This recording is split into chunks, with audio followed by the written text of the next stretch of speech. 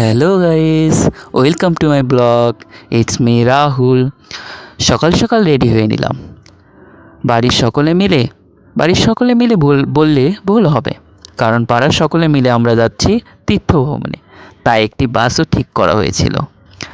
আমরা যাচ্ছি গাইবান্ধার কমলপুরের সেই বিখ্যাত মন্দিরটিতে, যেখানে কিনা ভারতের আদলে তৈরি করা হয়েছে একটি শিব ঠাকুর। এবং মন্দিরটিতে শুধু যে শিব ঠাকুরই রয়েছে তা না, মন্দিরটিতে রয়েছে আরও অনেক মূর্তি এবং অনেক দেখার মতো বা দর্শন করার মতো সৌন্দর্যময় স্থান, যা দেখতে দূর দূরান্ত থেকে ভক্তরা আসে এখানে। আমরা যখন পৌঁছেছিলাম তখনই আমরা শুনতে পেয়েছিলাম যে আমাদের বাসসহ মোট 18টি বাস আজকেই এখানে এসেছে।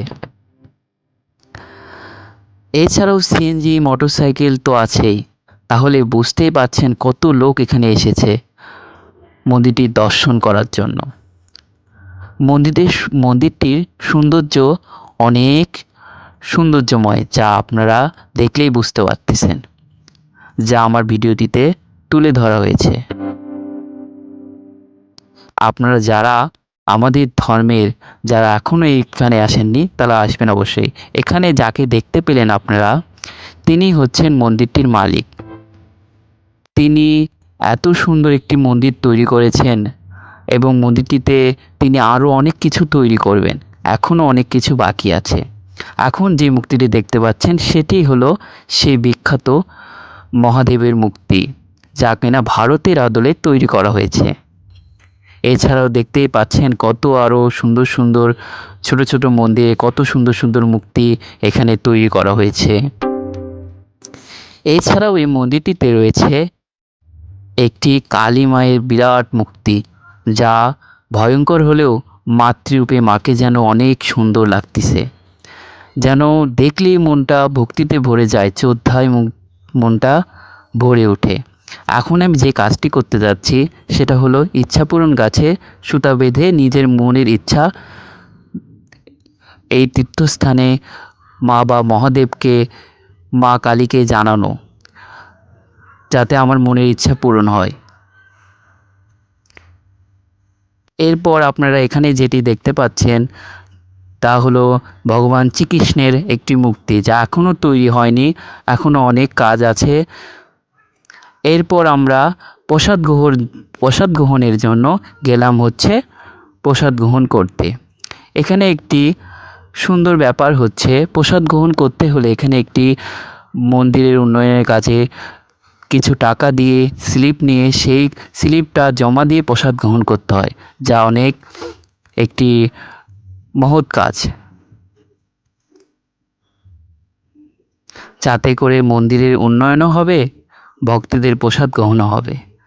এরপর আমরা মন্দির দর্শনের পর বেরিয়ে পড়লাম বাসার উদ্দেশ্যে। বাসার উদ্দেশ্যে বললে ভুল হবে, আমরা যাচ্ছি মহস্থান করে। আমি আসার সময় এসেছিলাম বাসের ভিতর, তবে এখন যাচ্ছি বাসের উপরে, কারণ আমাদের বাসে এত লোকজন হয়েছিল যে জায়গা দেওয়া খুব মুশকিল হয়ে যাচ্ছিল।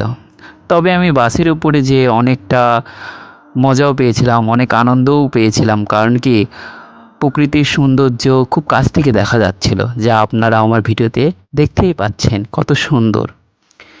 সূর্যাস্তের মুহূর্তটি যেন আমার ক্যামেরায় আরও কত সুন্দর ফুটে উঠেছে, যা নিজের চোখেও বিশ্বাস করতে পারিনি আমি যে এত সুন্দর হতে পারে। আমাদের যেতে যেতে সন্ধ্যা লেগে গিয়েছিল, এর কারণে মহস্থানে করে ঢুকতে কিছুটা দেরি হয়ে গেছিল। তবে আমরা মহস্থান করে বেহুলা লক্ষ্মীন্দরের বাসুর ঘর নয়, আমরা গিয়েছিলাম মাজার দেখতে, কারণ আমাদের পৌঁছাতে অনেক দেরি হয়ে গেছিলো আর সেখানে বন্ধ হয়ে গেছিলো। তাই আমরা কিছুক্ষণ থেকে তারপর আবার বাসার উদ্দেশ্যে রওনা দিয়েছিলাম। তবে এখানেও আমি কিছুটা ক্লিপ নিয়েছিলাম। অন্ধকারে আপনারা হয়তো বা অনেক কিছু মিস করে যাচ্ছেন, অনেক কিছু সৌন্দর্য উপভোগ করতে পারতেছেন না। তবে আপনারা একটু অ্যাডজাস্ট করে নেবেন আর কি। এরপর আমরা মহস্থান করে কিছুটা ঘোরাঘুরির পর এরপর আমরা বাসার উদ্দেশ্যে রওনা দিলাম। এই তো আমরা বাসার উদ্দেশ্যে রওনা দিলাম। আমার এই ভিডিওটি আজকে এই পর্যন্তই।